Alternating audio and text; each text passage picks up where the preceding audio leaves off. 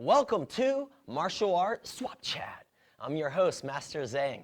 And guys, this is the second episode of season 2. And you know what? We're on tour. This is the first show where Martial Art Swap Chat is traveling to a different location.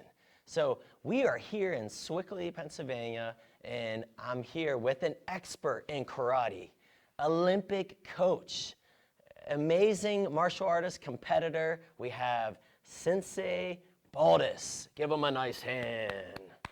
Sensei Baldis, thanks for hosting this show.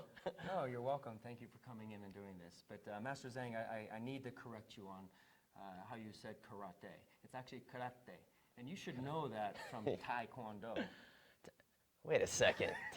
It's not Taekwondo, it's Taekwondo. So I promise I'll say karate. Yes. And you'll say Taekwondo. Is that a deal? Yes, it is. Let's do it all over. All the viewers, correct yourself. All right, we got Taekwondo and karate. So, Sensei Baldis, can you tell us a little bit about yourself? So, you're very accomplished. You're going to see in this episode this wall behind me, which is amazing. The story behind Sensei Baldis and his travels, his many successes in championships. So can you tell us a little bit about yourself, when you started? I was very athletic. I liked doing all kinds of different sports, and I was really doing well in baseball. And I would go all year long and play and go make the all-star team, go to the all-star game and get this little bitty trophy. And then one of my friends was in high school with me, and he was coming home with these 6-foot trophies. I was like, wow, how'd you get those? And he's like, I'm doing karate right now. And karate. Karate, yeah. It changed over time from karate to karate. But I wanted to get involved. I watched the Kung Fu theater movies and shows all throughout the 70s. And I got involved with a small school at the time, and it just took off for me. I loved it because it was an individual sport. I was the whole team. And at that point, I started training diligently, nonstop, trying to perfect my craft. That's amazing. It's funny that you said watching like Kung Fu theater, because growing up, we had this back room in our house, and I remember Sunday matinee. We had a black and white TV, back when you went like this to turn on a TV or turn it off. And I just remember I was glued to that TV on Sunday matinee, Kung Fu theater, you know? That's it. You had to walk on that rice paper.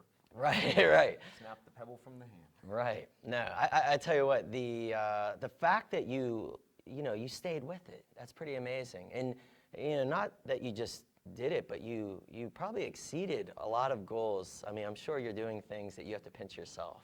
Yeah, looking back, and it's still going forward, but you have time every once in a while to reflect on what you've accomplished over the years. And like I said, when I was doing all the sports, it was team sports. Right. And then when I got involved with karate, the main thing about it is, nobody sits the bench. Everybody's participating. Right. And you can go out there, and your success is based on how hard you work. And if you have any failures, you have to look at yourself in the mirror, go back to work, and try to figure out how you're going to make the adjustments to have the success. And I started competing at the U.S.A. National Karate Championships in 1988. And then in 1989, I made the U.S. Junior National team. And from that moment, I just excelled and loved the sport ever since. Now, this is the Olympic coach. This is amazing. So I remember Sensei Baldis as a kid. We competed. You're a little older. Yes. But I remember watching you compete. You were just an amazing competitor. Thank you. But I never really got to talk to you because I was probably the annoying little kid that's playing underneath the bleachers afterwards, trading baseball cards. Like, it was a social event for us, growing up. But watching you at this other level, we kind of inspired to be like you guys because you were paving the way. But can you just tell the audience, now, nothing against competition now, but back in the 80s, right after Karate Kid, I mean, really Bruce Lee, Chuck Norris, right. I mean, everyone was doing martial arts. I mean, there was like a line to get in. But what was that, in the 80s, what was that competition like? Because you were competing at like this adult level back then. It was pretty intense, and it was very, the sport has evolved at this point now, but back then it was hit fast, hit hard. be the first one in, first one out, just to make sure. And in my mind, I just love competing. I love the feel of it, and having the success that I had, it drove me more. Even though I was being successful at a very high level, I never viewed myself there. I never really, at this point, like I said, look back and reflect, but at that time, I didn't think about it. I just wanted to go to the next one, to the next one, to the next one. Right. And back then, there were competitions every weekend. Right. And I don't know how I afforded it. I had a paper route to pay for my karate training. And Did you hear that, guys? Paper route. Look that up. Google that. and we sometimes would compete on a Saturday and then drive 5 hours and compete on a Sunday. Sunday, right? It There was was lots a of great, Sunday It was a events. great time, and formed some great friendships that lasted a lifetime. Now, I remember competing in the same event with you, and then people were talking about you and your teammate traveling outside of the country to these countries we'd never even heard of.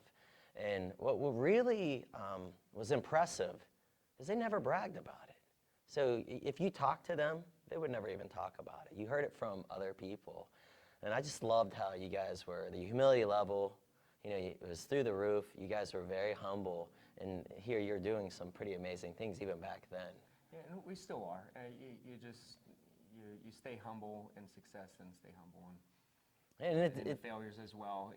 You don't Right. get too high, you don't get too low. We really enjoyed what we were doing, so it wasn't like we were doing it to get attention. We Right. just enjoyed the aspect of getting out there and having the opportunity of traveling the world. And being part of the U.S. national team, I've been on 5 of the 7 continents. That's And Australia is the only, I'm not going to Antarctica unless I'm going to see some penguins. Okay. And Australia, I had the opportunity to go, but we were traveling so much at the time I passed on the 24-hour flight. Okay, well, can you tell us, like maybe your, maybe a good memory from another country? You don't have to tell us your favorite, but is there like a really cool story you can tell us about traveling somewhere? All of them have so many great memories. Like I said, my best friends are from Chicago, from South Carolina. Doug Selchin, who I grew up with and trained with, Right. Locally here. There's just so many memories and things that sometimes can't be put out into the public. Okay, well, Doug Zelgin, guys, a shout out to Doug Zelgin, one of the greatest competitors on top of Sensei Baldis. You know, maybe we can get a picture of him and put it on our site. Yeah, those We'll are look pretty for far it. back, but Maybe he we'll was- get it on. He was probably the most naturally gifted athlete that we had on the U.S. team. And it was a great honor to come up with him and train side by side, push him, he pushed me. Right. And then we had a core strength on that U.S. team, and we were the 2 solid factors that brought everybody in and kept everybody humble. That's great. As we go back to that word.